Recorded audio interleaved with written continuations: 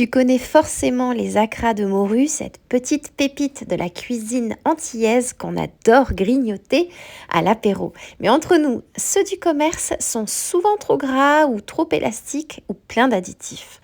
Alors aujourd'hui, on change la donne. Je te montre comment réussir la recette traditionnelle des acras de morue antillais avec une texture vraiment incroyable, sans aucun œuf, s'il te plaît, et surtout avec ce vrai goût du fait maison.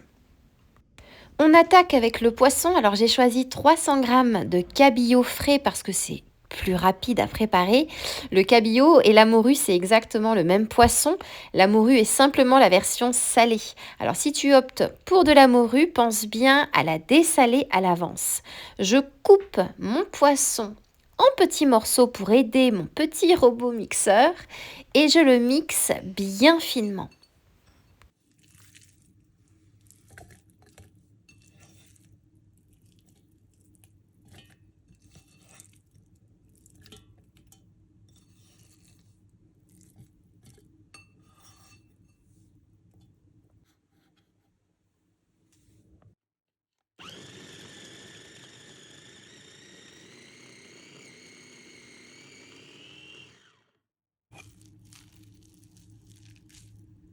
Et je le mets de côté.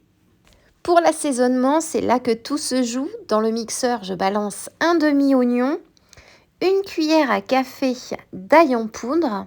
Vu que je n'avais plus d'ail frais sous la main, ça dépanne super bien. Et une petite poignée de persil frais bien lavé. On mixe tout ça finement, puis on met de côté. Passons maintenant à la pâte. Dans un grand saladier, verse 250 g de farine et on y ajoute entre 280 ml à 300 ml d'eau petit à petit. Pourquoi on ne met pas tout d'un coup? Parce que chaque farine a un taux d'absorption différent. Ce qu'on cherche ici, c'est vraiment une pâte à acras semi-épaisse, mais qui doit rester souple sous le fouet.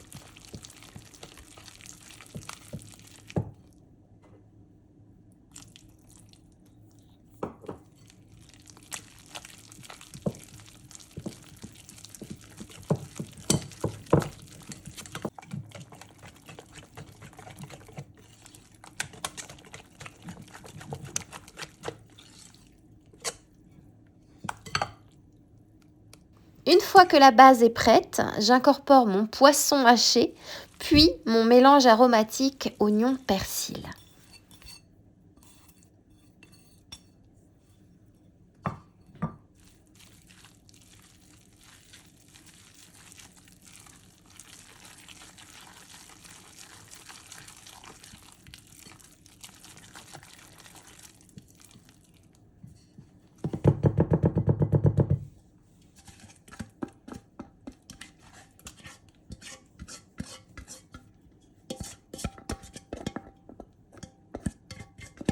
Et bien sûr, on mélange bien le tout. Normalement, on ajoute un piment antillais à cette recette, mais personnellement, je préfère sans, surtout pour que tout le monde puisse en profiter.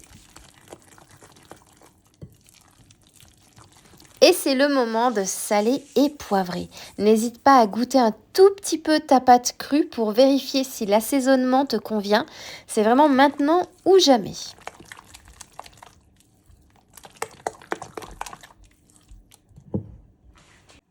Maintenant, pour le côté fluffy, je dépose une cuillère à soupe de levure chimique sur la pâte et par-dessus, je presse le jus d'un demi-citron vert. Regarde bien l'émulsion qui se produit, cette réaction chimique va créer des milliers de petites bulles d'air.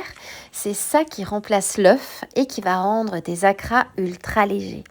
On mélange délicatement et direction le frigo pour 1 heure. Pourquoi c'est important? C'est parce que ça permet au gluten de se détendre pour éviter que tes acras ne soient élastiques et ça laisse surtout le temps aux saveurs de bien se développer.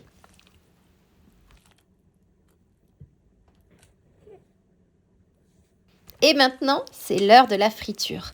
Fais chauffer ton huile à 170 degrés minimum. Prends une cuillère à café, pas une cuillère à soupe puisqu'on veut des bouchées élégantes et dépose délicatement ta pâte dans l'huile. N'en mets pas trop à la fois pour que la température ne chute pas. Laisse-les dorer tranquillement à feu moyen et prends le temps de bien les faire colorer des deux côtés. C'est ce qui garantit ce croustillant irrésistible.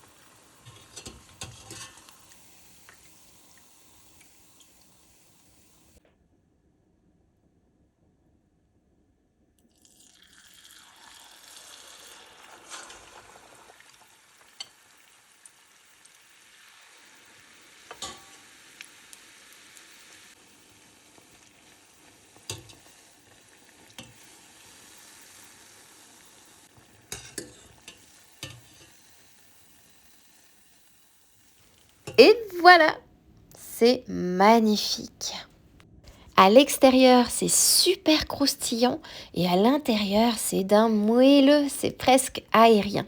C'est vraiment du bonheur à partager, que ce soit pour bien démarrer la semaine ou pour finir le week-end en beauté avec une petite sauce fait maison.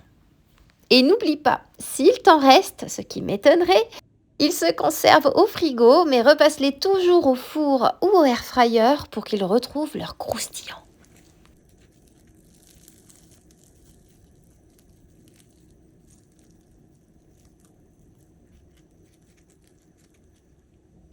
Et maintenant, moi, il ne me reste plus qu'à te souhaiter une délicieuse dégustation.